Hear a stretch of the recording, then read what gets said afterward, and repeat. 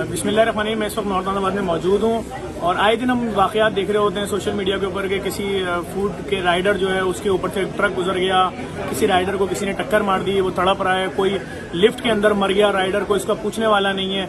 हमने इसके ऊपर वर्किंग की, जब हम इनके करीब आए मालूम हुआ जी एसोसिएशन इन लोगों ने एक तरतीब दी यहाँ के जितने कराची के बड़े रेस्टोरेंट थे, तो इनका कहना ये कि हम 14 महीने से अपनी जेबों से इन वेटरों को तनख्वाहें दे रहे थे, हम 14 महीने से अपने घर बेच चुके हैं, हम अपनी प्रॉपर्टीज बेच चुके हैं, हम मखरूज हो चुके हैं, हमारे पास कोई दूसरा रास्ता नहीं है। हम एक एक राइडर जो एक्सपायर हो रहा है उसको 40-40 लाख रुपए बकौल इनके इन्होंने अपनी जेब से दिए हैं, जो लोग मर जाते हैं। लेकिन ये कह रहे हैं हम जाएं तो जाएं किधर। आज इनकी तरफ से मुझे कॉल की गई कि हम चाहते हैं, हमारी एक नई एसोसिएशन बनी है ऑल कराची रेस्टोरेंट एसोसिएशन, और हम इस वक्त भी एसोसिएशन ये फैसला कर रही है कि जो जेडीसी की जानिब से कुर्बानी बराए मुस्तकीन होती है उसमें मुस्तकीन के लिए 4 बड़े ऊंट डोनेट कर रहे हैं। लेकिन खुदा के लिए आए, हमारी बात भी सुनेंगे, हमारे साथ प्रॉब्लम क्या है, हम क्या करना चाहते हैं, हम किस तरह तबाह हो रहे हैं। इस वक्त मेरे सामने जो लोग खड़े हुए उसके अंदर कराची के सबसे टॉप हनफिया ब्रोस्ट के सईद भाई खड़े में, उसके अलावा पिज्जा पॉइंट जिनके तकरीबन कमोबेश एक महीने के 70 से 75 हजार ऑर्डर हुआ करते थे जो राइडर्स लेके जाते थे, ये खड़े में तबाह हो गए हैं, बर्बाद हो गए हैं, मखरूज हो गए हैं। उसके साथ जितने बड़े शाहीन शनवारी वाले मौजूद हैं और दीगर लोग मौजूद हैं। मैं पूछना चाहूंगा फैजान भाई, क्या कहना चाहेंगे, क्या मैसेज है जो आप बताना चाहते हैं? और आप कह रहे हैं आपके मुज़ाकरात भी चल रहे हैं सिंध गवर्नमेंट के साथ और अच्छे पैमाने पे शुरू हो गए, क्या चाहेंगे, क्या अपील करना चाहेंगे लोगों से? पहले तो मैं एकरा के बारे में आपको बता दूं, ये बनाने की जरूरत क्यों पेश आई। ये तो एक लॉकडाउन है, दूसरी चीजें, ये अलहाज बुंदू खां से, हमारे जब किसी का रेस्टोरेंट नहीं था ना तो बुंदू खां था, तो ये भी आए हुए हैं, तो तकलीफ में होंगे तो आए हैं। बात दरअसल ये है कि एकरा बनाने का मकसद हमारा ये है कि हम अब CSR पे भी काम शुरू करते हैं, अपने राइडर से लेके हम देखते हैं बड़ी तकलीफ होती है हमें। मैं जैसे भी आपके सामने बात की तो हमारे भी बच्चे, हमारे भी सामने भाइयों की तरह किसी की वीडियो चलती है कि कोई पूछने वाला नहीं है, देखने वाला नहीं है, तो छोटी दुकान वाले भी होते हैं, बड़ी भी होते हैं। तो हम इस सिलसिले में हमने इंश्योरेंस की बात की है, तमाम राइडर्स की इंश्योरेंस की, उनके माँ बाप की भी इंश्योरेंस करा रहे हैं, क्योंकि यहाँ पर अभी काफ़ी कंपनीज आ गई हैं, काम शुरू हो रहा है, उनसे मिलने की बात है, उनसे मिलेंगे और पैकेजेस बनवा के अपने राइडर्स तक, किचन एम्प्लॉय तक, तमाम लोगों को जो लोग अफोर्ड नहीं कर सकते।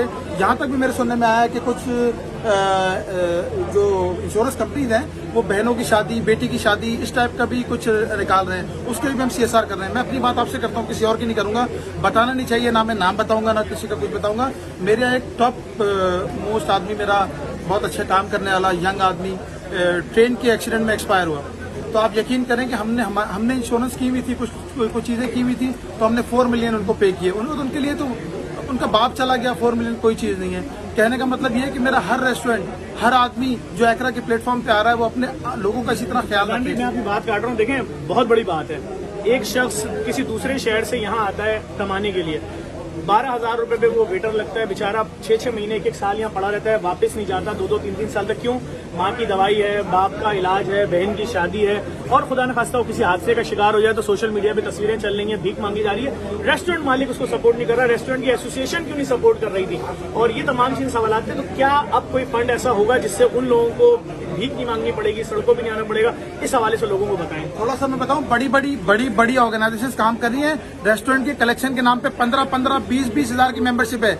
मेरे पास ना 15,000 की मेंबरशिप है ना 20,000 की। आप मेरे पास इनिशियली फ्री में ज्वाइन करें, में 200-300 रुपए की मेंबरशिप आपको मंथली स्टार्ट कराएंगे, और उसके थ्रू तमाम रेस्टोरेंट को लूप में लेके, तमाम रेस्टोरेंट के छोटे से छोटे स्टाफ से लेकर और बड़े से बड़े स्टाफ को हम सिक्योर करेंगे हर लेवल पे। उसके आने जाने के खर्चे के भी हम उसको इंतजाम करके देंगे इंशाल्लाह। और दूसरी बात यह कि जो सिंध गवर्नमेंट से मुतालिक सवाल था कि सिंध गवर्नमेंट से कहाँ बात हो रही है, तो सिंध गवर्नमेंट देखें हमारे जो है ना, आप ये जो सिंध गवर्नमेंट है ये सरपरस्त है हमारी, इनको अल्लाह ने चुना है हमारे लिए, ठीक है, ये इंटीरियर सिंध से वोट लेकर आए, अल्लाह ने इनको हमारे लिए चुना है, हम इनकी एक तरह से रियाया हैं, ये हमारे बाप हैं। अगर ये हमारे सर पे शफकत का हाथ नहीं रखेंगे तो क्या होगा?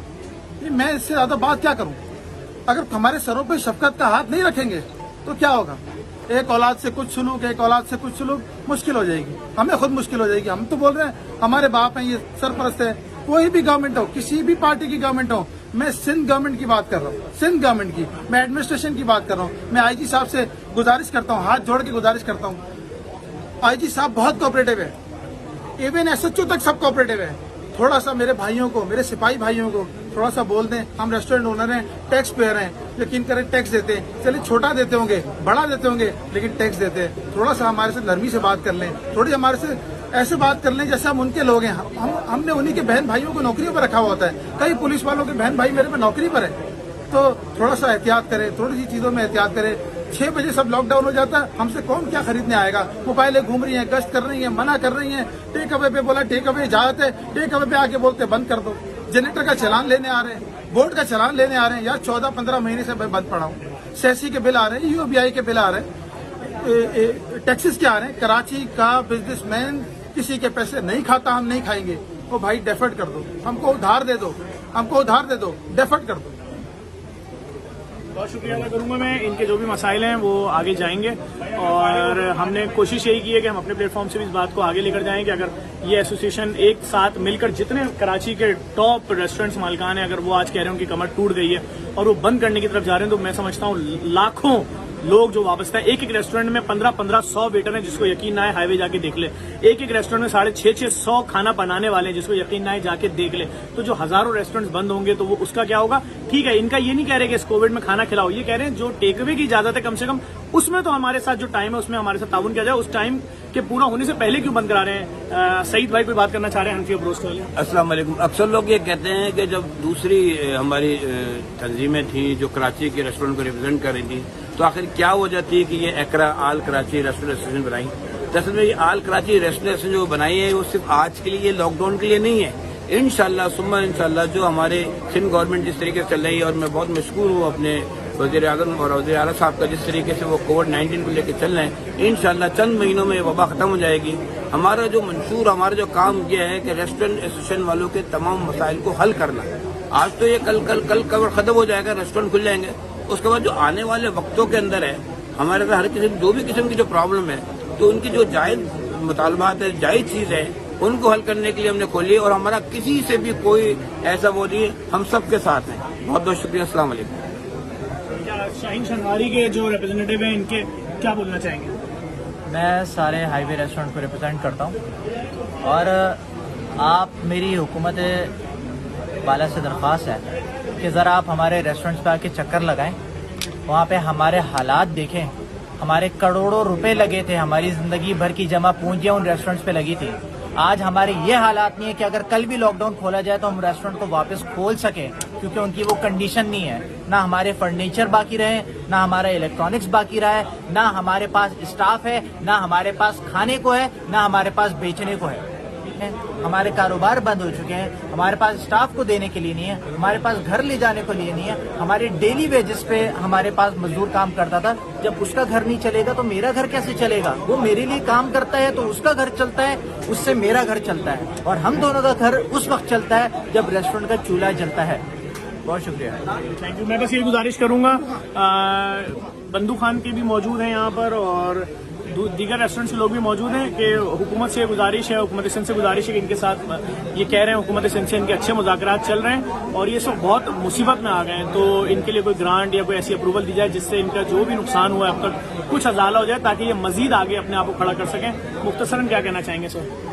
मुख्तसर ये कहना चाहूँगा, वज़ीर साहब से मालूम है ये इंडस्ट्री बहुत सारी चीज़ें इंडस्ट्री के साथ वाबस्ता है, गोश्त मुर्गी किराने सारी चीज़ें इनके साथ वाबस्ता है। सबसे बड़ी बात यह है कि हमारे पास जो मुलाजिम काम करते हैं उनको 3 टाइम का हम खाना देते हैं, जो उनको सैलरी बेच के उनके घर चली जाती है, वो उसी सैलरी से उनके घर पलते हैं। अब जो बंदा हमारे पास काम कर रहा है उसके पीछे 5 बंदे खाने वाले, ये इंडस्ट्री बंद हो जाएगी तो इसके ऊपर सोचा जाएगा कितने लोग बेरोजगार होंगे, कितने लोगों का पेट जो है खाली रह जाएगा। तो लिहाजा वज़ीर साहब से दरख्वास्त ये जो खुदारा इस इंडस्ट्री पे नजरसानी करें और हम SOPs के तहत जो भी हमें जो फॉलो करने के लिए दिए जाएंगे रूल्स हम उसको फॉलो करेंगे, हमें रेस्टोरेंट खोलने की इजाजत दी जाए। 3 फूड वाले भाई भी मौजूद हैं सर, क्या मेरी गवर्नमेंट से रिक्वायरमेंट है, जैसे दीगर इंडस्ट्रीज को SOP दी जा रही है, रेस्टोरेंट को भी एक SOP डिफाइन की जाए कि इस तरीके से रेस्टोरेंट काम कर सके। जैसे कहा जा रहा है कोविड बहुत लंबे अरसे चलेगा, तो हमें भी एक SOP दी जाए, हमें एक इंडस्ट्री का दर्जा दिया जाए, हमें एक इंडस्ट्री एक्सेप्ट किया जाए, साइड लाइन नहीं किया जाए, ब्रीथ लेने की स्पेस दी जाए। और थर्ड ये है कि हमें गवर्नमेंट रिलैक्सेशन दे, सेसी, UOBI, सोशल सिक्योरिटी